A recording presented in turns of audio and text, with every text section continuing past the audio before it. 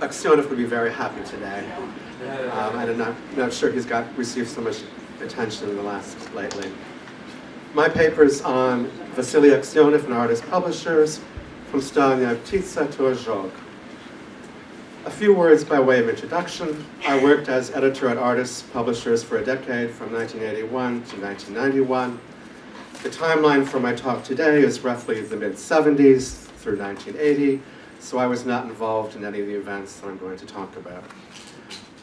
This past summer, I spent a week in the Artist Archive at the University of Michigan Library, researching the 1970s for the most part, beginning with A for Aksionov.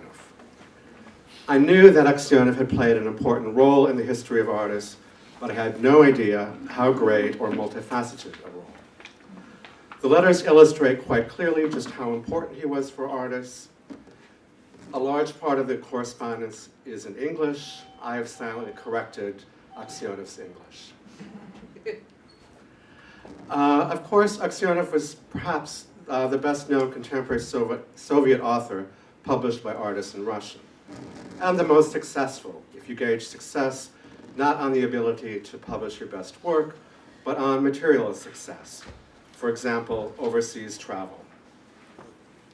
In his memoir, In Search of Melancholy Baby, Aksionov writes that he first heard about the Proffers in 1971 from Raya Orlova and Lev Kopylov, neighbors in the same Writers' Cooperative Apartment building by Metro Aeroport.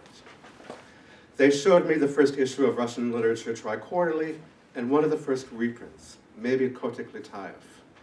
A small aside here, I'll mention that Kotik Litayev was not a reprint, but the first English translation, and another example of why you need to cross-check facts in memoirs. These few sentences illustrate how, in Mark Lipovetsky's words, artists became a zone of intersection of several circles. The circle of Nadezhda Mandelstam, with whom the Proffers were great friends, the circle of the airport liberals, in which Lev Kopylov and Raya Orlova played an important ideological role. An offshoot from this latter circle was Aksionov's Metropole group. And finally, the circle of Brodsky and his friends with their own particular aesthetic views. One can quibble about a few things here, but as the Aksionov-Proffer correspondence shows, the Aksionov circle was much more than a mere offshoot, and Aksionov began to play a major role in the artist operation well before Metropole.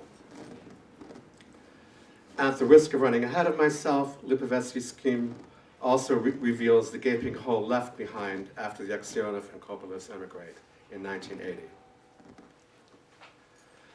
The Aksionov artist correspondence begins with a letter dated Paris, September 4, 1976. He's traveling with his mother, Evgenia Ginsburg. By this time, Aksionov knows the Proffers well. They have visited him in Moscow. Aksionov describes the invasion of the artist's entourage in Peredelkino one winter in the 1970s, which included the Proffers' 3 young boys, Alandea's brother, Karl's mother, and 2 artist editors.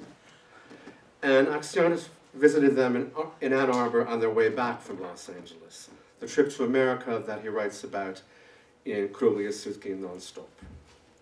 But back to the letter. The short handwritten letter in which he informs the Proffers that he has written his agent Schroeder, whom Olga Matich mentioned, who will later become the bane of Karl's existence, that he would like to see the publication of a volume of stories in Russian and English.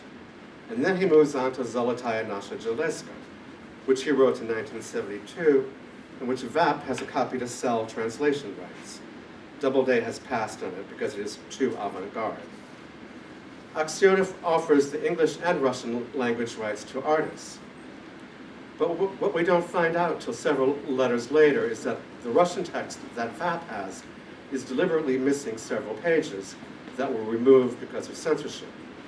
As Karl Proffer writes in May 1977, we received Zolotaya Nasha Jeleska from VAP, and I will bear in mind the missing pages.